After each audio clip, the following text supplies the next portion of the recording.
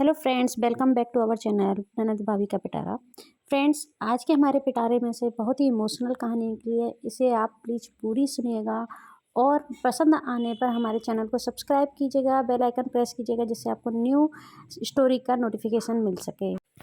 साधना हाथ में नोटिस पकड़े कभी घर की चारदीवारी तो कभी नोटिस को निहार रही थी। भैया की ओर से मिले नोटिस में उसे अपनी बच्चियों के साथ 1 महीने के भीतर घर खाली करने का फरमान मिला था, क्योंकि उसके भाई ने खुद को सिन्हा साहब का इकलौता वारिस बताते हुए घर पर मालिकाना हक जताया था। ये घर तुम्हारा भी है साधना।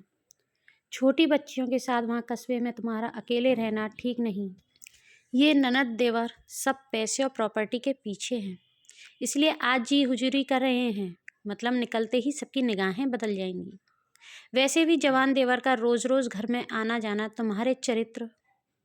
संजीव के अचानक चले जाने के बाद भैया समझा बुझाकर उसे अपने साथ शहर बुला लाए थे।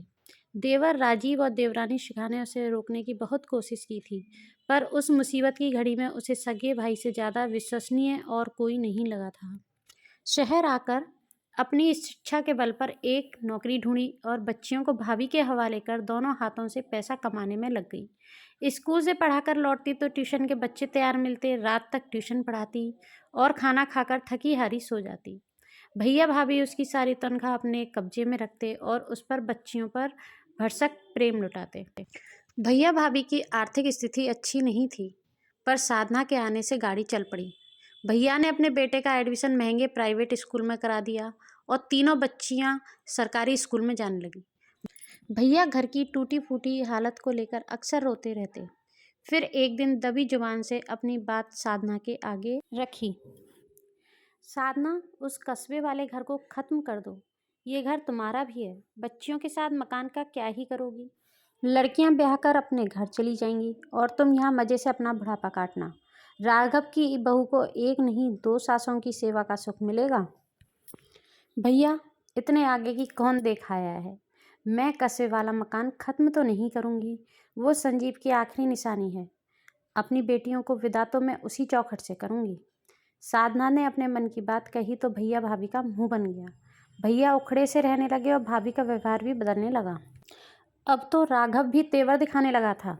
साधना की बड़ी बेटी अनीशा और राघव दोनों ने 10वीं की परीक्षा साथ में दी। राघव जहां ग्रेस से पास हो सका, वहीं अनीशा ने जिला टॉप करके साधना का सिर गर्व से ऊंचा कर दिया। मगर भाभी तिलमिला गई जब साधना ने उनकी हर दलील को अनसुना करके अनीशा को विज्ञान दिलाई तो घर में जलजला आ गया।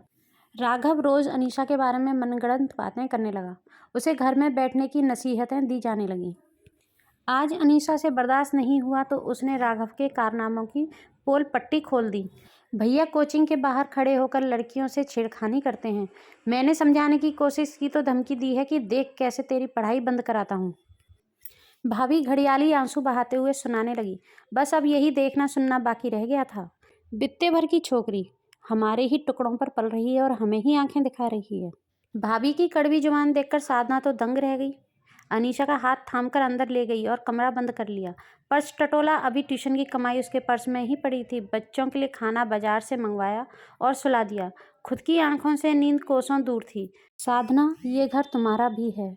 बुढ़ापा यहीं काटना। तुम राघव की बहू, 2 सासों की सेवा, टुकड़ों पर पल रही है। भैया भाभी के शब्द उसके जेहन में लगातार घूम रहे थे। अगले दिन उसने सबसे पहले अकाउंट से भैया का नाम हटवाया, फिर कस्बे में फ़ोन करके देवर से मकान के किराएदार से मिलने को कहा।